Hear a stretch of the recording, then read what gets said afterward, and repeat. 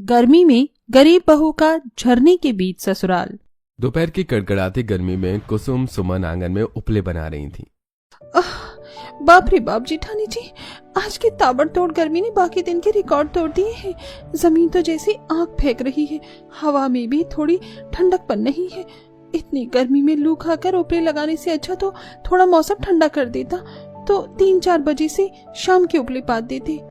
कुसुम, शाम के 3-4 बजे तक धूप घटकर हल्की हो जाती है। अगर उस टाइम उपले बनाते तो सूख भी नहीं पाते, फिर शाम को खाना पीना किस पर बनाते। थोड़ा ही गोबर बचा है, जल्दी जल्दी उपले बनाकर चलकर ठंडे ठंडे पानी से नहा लेंगे तो मन हल्का हो जाएगा। इतना कहकर सुमन उपले लगाने के लिए गोबर के गोले बनाने लगती है। वहीं कुसुम भी पसीने से तर भड़कते हुए गोबर में सूखा भूसा डालकर उपले बनाती है। हाय रे मेरी फूटी किस्मत, पता नहीं कैसे घर परिवार में शादी हो गई। न ठंडी हवा, खाने के लिए एसी तो दूर की बात है, एक कूलर या टेबल फैन भी नहीं है, और ठंडा पानी पीने के लिए एक फ्रिज भी नहीं लगा रखा जो गर्मी में थोड़ा ठंडा पानी पीकर प्यास बुझा सके। थोड़ी सी बर्फ के लिए भी पड़ोसियों के यहाँ जाना पड़ता है। ऊपर से गर्मी में गोबर के उपले बनाओ, चूल्हे पर खाना बनाओ, तौबा तौबा। तभी घर में से गोदावरी हाथ पंखा करते हुए बाहर निकल कर आती है और दोनों बहू को उपले बनाते देखती है। कुसुम बहू, सुमन बहू, तुम दोनों यहाँ इतनी भयंकर गर्मी में गोईठा बनाने में लगी हो। मुझे लगा दोनों नदी पर नहाने के लिए गई हुई हो। माँ जी, ये गोबर पिछले 2 दिन का आंगन में इकट्ठा हो रखा था। अगर आज उपले नहीं बनाते तो गोबर में सड़कर बदबू आ जाती, और हम सुबह ही नदी में नहाने धोने के लिए पानी लेकर आए थे। बस उपले बनाकर नहा धो लेंगे। बहू, घर के भीतर तो किसी भी बाल्टी डब्बे में एक बूंद भी पानी नहीं भरा है। मटका भी एकदम खाली पड़ा है। थोड़ा ठंडा ले आती तुम दोनों तो नहा धोकर भी आ जाती। ठीक है माँ जी, बस थोड़े से उपले बनाने के लिए गोबर बच गया है, इसे खत्म करके हम नदी पर चले जाएंगे। अच्छा ठीक है, इतना कड़ा सा घाम उग रहा है, मेरे तो पांव जल गए 2 घड़ी खड़े होकर। गोदावरी मकान के अंदर चली जाती है और इतनी दनदनाती दोपहर में दोबारा से नदी पर जाने के लिए कुसुम आग बबूला हो जाती है। बस हम दोनों बहू की जिम्मे ही तो सारा दिन नदी पर से पानी ढोना ही रह गया है इस गर्मी में। जब पता है इस किराए के मकान में हर साल पानी की किल्लत होती है, तो ये नहीं कि यहाँ से कमरा खाली करके कहीं अच्छी जगह ले ले जहाँ 2-3 टाइम पानी आने की सुविधा हो। पैर दुख जाते हैं इतना दूर चल चल कर। देवरानी जी, मेरी तो खुद काम उखड़ने को हो जाते हैं इतनी कड़ी धूप में पानी भरने जाकर, लेकिन कोई चारा भी तो नहीं है। आसपास में कोई चंपाकल या ठंडे पानी का प्याऊ लगा होता तो वहीं से ठंडा पानी पीने को 1-2 बोतल भर लेते, मगर गर्मी में पानी के बिना काम भी तो नहीं चलता है। और वैसे भी कमरा तो दिन भर घमस में कितना तपता है। कम से कम नदी पर पानी भरने जाते हैं तो ठंडी हवा तो खा लेते हैं। कुछ देर बाद उपले बनाकर दोनों अब मटका गागर उठाकर चिलचिलाती गर्मी में नदी पर चल देती हैं। जमीन ज्वालामुखी जितनी सुलग रही थी। बाप रे बाप, चप्पल पहनने के बावजूद भी जमीन पैरों के तलवे में सट सट कर लग रही है। बस थोड़ा सा चलाव और बाकी बच गया है। कुसुम, नदी पर पहुंचने ही वाले हैं। कुछ देर चलने के बाद दोनों बहुएं नदी पर पहुंच जाती हैं, जहां नदी के पानी का रंग बाकी दिनों से साफ सुथरा लगने की बजाय मटमैला लग रहा था। नदी के दूसरी तरफ से खरी चट्टान थी जो कि बंजर होकर सूख चुकी थी। जेठानी जी, ये जरा इस नदी के पानी को देखिए, कितना दूषित लग रहा है। बाकी दिन पानी भरने आते हैं तो नदी का पानी एकदम दूध की तरह कितना साफ सुथरा रहता है। कुसुम, पास में जंगल पड़ता है तो चरवाहे अपनी गाय भैंस को इसी पानी में नहलाते हैं, और नदी के दूसरे किनारे पर धोबी घाट है, वो भी इसी में कपड़े धोते हैं। नदी का पानी इसी वजह से दूषित हो रहा है। पर जेठानी जी, हमारा ससुराल इस नदी के पानी पर ही निर्भर है। नहाना, कपड़े धोना, सारे काम इसी नदी के पानी से निपटाते हैं।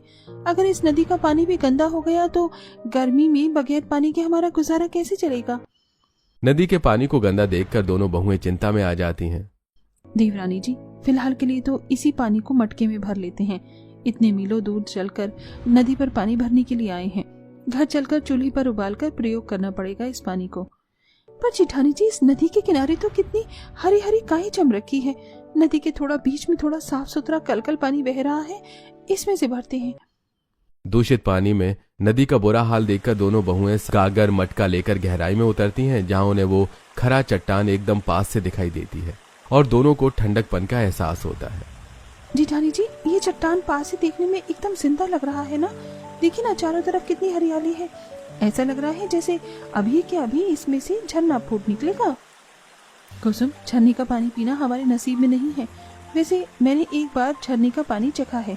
झरने के ठंडे मीठे पानी के आगे तो मिनरल वाटर से लेकर आरओ का पानी भी फेल है। झरने के पानी का स्वाद मिठास भरा होता है कि भरपेट पानी पी लोगी। वैसे आपको इतनी झरने के पानी की परख कैसे है? आपने पिया है कभी झरने का पानी? हाँ, क्योंकि शादी से पहले मैं अपने माँ पापा के साथ हरिद्वार ऋषिकेश गई थी। वहाँ पर बहुत ही ऊंची ऊंची चट्टान और जिंदा जिंदा पहाड़ हैं जिसमें से पानी के झरने निकलते हैं।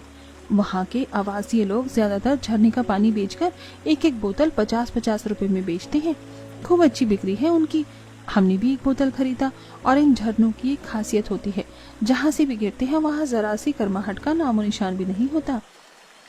जेठानी जी, ठंडकपन तो यहाँ भी लग रही है। पानी में उतरकर मेरा तो सारा गर्मी पसीना उड़न चुक हो गया। पानी भरकर दोनों नहा धोकर गर्मी में घर चल देती हैं, पर नदी से घर की दूरी कई मील होने के चलते घर पहुंचते पहुंचते दोनों पसीने में नहा जाती हैं। नदी पर से नहा कर आने का भी कोई फायदा नहीं हुआ।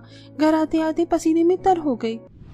तभी कंचन हाथ पंखा कर रही थी और उसके सारे शरीर से गर्मी के चलते टप टप पसीना चू रहा था। भाभी, कम से कम नहा धोकर आपको थोड़ा तो राहत होगा। ये कमरा तो गर्मी से इतना दमक रहा है। सच में आज तो दम निकलने वाली गर्मी हो रखी है बहू। मटके में ठंडा पानी लेकर आई होगी ना सबके लिए। चने का सत्तू घोल कर पिला दे। चिलचिलाती गर्मी से थोड़ी राहत तो मिलेगी। दोनों बहू एक दूसरे का मुंह देखने लगती हैं जैसे देख गोदावरी। अरे क्या बात है, तुम दोनों देवरानी जेठानी टुकुर टुकुर एक दूसरे का मुंह क्यों देख रही हो? पानी नहीं मिला? माँ जी, पानी तो हम ले आए, लेकिन नदी का पानी बहुत दूषित हो गया है। ऊपर से पिछले एक हफ्ते से गर्मी में सप्लाई का पानी भी आना बंद हो गया। इसी पानी को उबालकर छानकर काम करना पड़ेगा।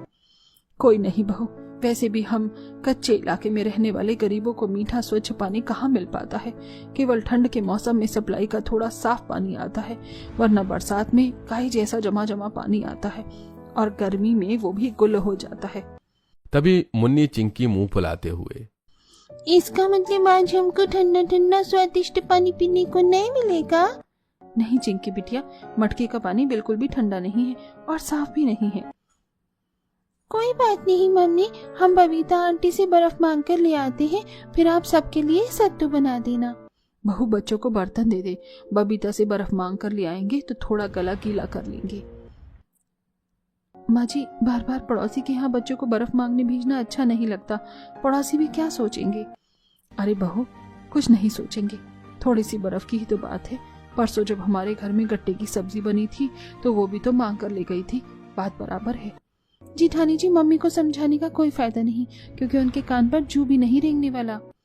तब कुसुम भगोने में सत्तू चलाती है और चिंकी, मुन्नी, दीपू बबीता के पास आते हैं जहाँ उसका बेटा बर्फ का गोला खा रहा था। हाँ बेटे, माफ करती। मम्मी, तुमने मेरे लिए कितना ठंडा ठंडा खट्टा खट्टा बर्फ का गोला बनाया है, खाकर मजा आ गया। अरे प्यारे बंकू को बर्फ का गोला अच्छा लगा?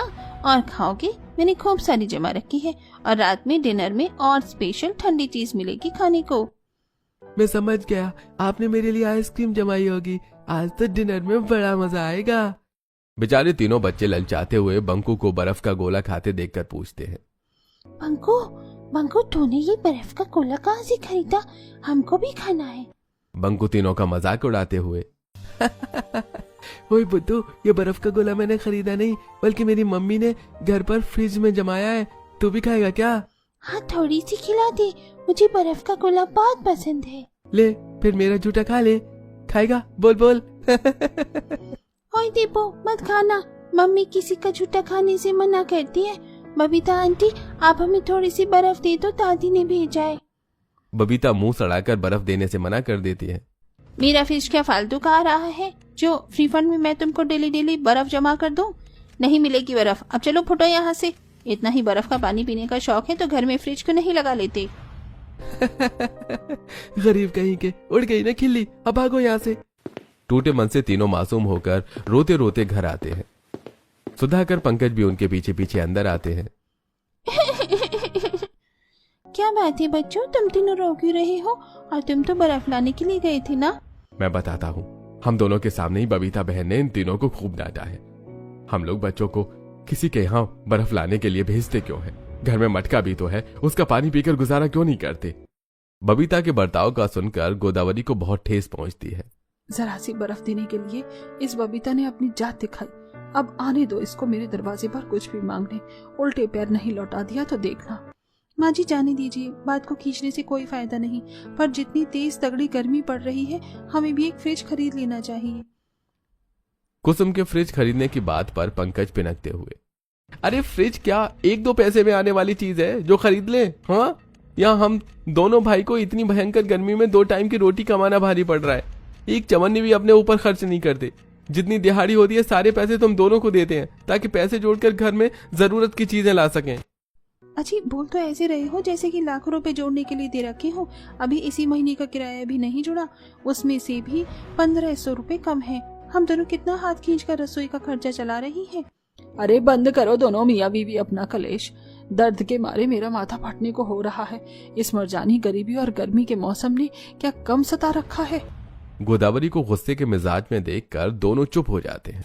थोड़ी देर में दोनों आंच जोड़कर खाना बनाती हैं, जिससे कमरा गरम गरम सा हो जाता है, जिस कारण ससुराल के बड़े से लेकर बाल बच्चे सब गर्मी से उबल जाते हैं। तीनों बच्चे खुजली करने लगते हैं। मम्मी पंखा चालू कर दो प्लीज, देश की घमौरियां काट रही है। बस बच्चों खाना बन गया है, बस दाल में छौंक मारना है। कुसुम जैसे दाल में छौंका जलाकर लगाती है, सब छींकने लगते हैं। बहू दाल में मिर्ची का छौंका मारना जरूरी था क्या? पूरे कमरे में धंस मच गई, नींद भी नहीं पड़ेगी। कितनी बार बोल रखा है गर्मी में चूल्हा बाहर लगाकर खाना पीना बना लिया करो, लेकिन दोनों को तो कमरे को भट्टी की तरह तपाने में खुशी मिलती है। सुधाकर के ताना कसने पर सुमन पसीने में तरबतर आंखें जमा जमा कर गुस्से में देखने लगती है। हाँ, जैसे तुमने तो मेरे लिए इम्पोर्टेड एसी लगवा रखा है। मैं तो एसी की हवा खाते हुए खाना बनाती हूँ। आज के टाइम में सबके घर में गैस चूल्हा है खाना बनाने के लिए। बस हम दोनों बहू की किस्मत फूटी हुई है जो हमें चूल्हा फूकना पड़ता है। तुम लुगाइयों को खाने के टाइम पर भी कलेश करना है तो बोल दो, हम फैक्ट्री चले जाते हैं, वहीं जाकर ओवर टाइम लगा देंगे। पति के खाने पीने की तो पड़ी नहीं है, बस पैसा पैसा पैसा। बोलते हुए सुधाकर निराश मन कर लेता है। तब सुमन चुप होकर खाना परोस कर खिलाती है। समय गुजरता है और गर्मी का टेम्परेचर बढ़कर 45 के पार पहुंच जाता है, जिससे दिन भर रात भर तगड़ी लू से बेचारे गरीब ससुराल वालों का गर्मी में सोना दूभर हो जाता है और छत से मिट्टी झरझर कर धूप की सीधी किरण घर के अंदर पड़ती है। वहीं गर्मी के कहर से नदी का पानी भी सूख कर थोड़ा रह जाता है। माँ जी, बाबूजी, आप दोनों की रोटी डाल दी है, खाना खा लीजिए। बहू गर्मी में खाने का जी सा नहीं कर रहा है, मन भी भारी सा हो रखा है। पापा जी, आपको परोसूं? नहीं बहू, सुबह की मसाले वाली सब्जी अभी सीने पर अटक रखी है, मन नहीं। एक लोटा ठंडा पानी पिला दे। जी पापा जी। सुमन मटके से पानी लाकर देती है, जिसे पीकर अरे बहू, पानी भरने से पहले मटका धोया नहीं था क्या? एकदम गटर जैसी महक आ रही है पानी में, पीकर उल्टी जैसा मन हो गया। पापा जी, गर्मी के चलते नदी का पानी सूख गया है। नदी के नीचे काफी गादी सा बैठा हुआ था, शायद पानी भरते समय वो भी मटके में आ गया हो। एक तरफ गर्मी का कहर और दूसरी तरफ पानी की किल्लत से दोनों बहू को समस्याओं से दो चार होना पड़ता है। खारे पानी से खाने का स्वाद खराब हो जाता है और मजबूरी में प्यास लगने पर हलक से वही पानी उतारते हैं। वहीं गर्मी से सभी को दन दना कर घमौरियां निकल जाती हैं, जिससे पड़ोस में चेचक की अफवाह फैल जाती है। अरे कमला बहन, तुमने देखा है गोदावरी के पूरे घर में बाल बच्चे सबको दाने से निकल रखे हैं। लगता है चेचक हो गया है सबको। अरे ये सब रहते भी तो गंदगी से हैं। कई दिन से पानी भी नहीं आ रहा है इनके यहाँ। गर्मी में बिना नहाए गुजारा करेंगे तो यही होगा। दोनों की बातें पानी लेने जा रही बहुएं सुन लेती हैं और नदी पर पहुंचकर देखती हैं कि नदी पूरी तरह सूख चुकी थी। जेठानी जी, नदी तो पूरी तरह सूख गई है। एक ही सहारा था पानी का, वो भी छीन गया। तभी शांत से वातावरण में दोनों को पानी बहने की आवाज आती है। सुमन कान जमाकर आवाज सुनती है तो कुसुम, तुम्हें पानी की आवाज आ रही है क्या? जैसे कहीं झरना गिर रहा हो। तभी कुसुम जंगल के अंदर कुछ हिरन के झुंड को हाँफते हुए भागते देखती है। दोनों हिरन के पीछे पीछे जंगल के घने हिस्से में आ जाती हैं, जहां वो जिंदा ठोस चट्टान दोनों तरफ शुद्ध स्वच्छ पानी के झरने से तेजी से गिर रहे थे। जमीन हरी भरी घास से ढकी हुई थी और वातावरण काफी ठंडक भरा हुआ था। इतने शुद्ध पानी का झरना देखकर दोनों की आंखें फटी की फटी रह गई। हम मीठे पानी के लिए तरस रहे थे और यहाँ दो दो झरने बह रहे हैं। दोनों सबसे पहले झरने से गिरता पानी पीकर प्यास बुझाती हैं और फिर मटके गागर भरकर घर लेकर आती हैं, जहां मकानदार उनका सामान उठा उठाकर घर से बाहर फेंक रहा था। पड़ोसी जमा हो रखे थे, ससुराल वालों ने हाथ जोड़ रखे थे। मकानदार जी, भगवान के लिए इतने निर्दयी मत बनिए, थोड़ा तो दया खाओ, कहाँ भटकेंगे हम इतनी गर्मी में। अरे देखो भाई, तुम्हारे पूरे परिवार को चेचक की छूत लग गई है, मैं तुम्हें नहीं रहने दे सकता। अब पूरा ससुराल घमस भरी गर्मी में दर दर भटकने लगता है। सूरज जैसे दिन दहाड़े आग उगल रहा था। अब दोनों बहुएं उन्हें झरने के बीच उस ठोस स्थान पर लाती हैं, ठंडी ठंडी हवा जहां चल रही थी। बहू, यहाँ तो बड़ी ठंडक सी लगी है। माँ, पास में झरना गिर रहा है, इसलिए यहाँ इतनी ठंडकपन है। पापा पापा, आप इसी झरने के बीच में हम सबके रहने के लिए घर बना लो, फिर हमें किराया भी नहीं भरना पड़ेगा और हम बड़े मजे से ठंडे ठंडे घर में रहेंगे और खूब मजे से झरने में नहाएंगे और बर्फ जैसा ठंडा पानी पीने को मिलेगा, वो भी फ्री में।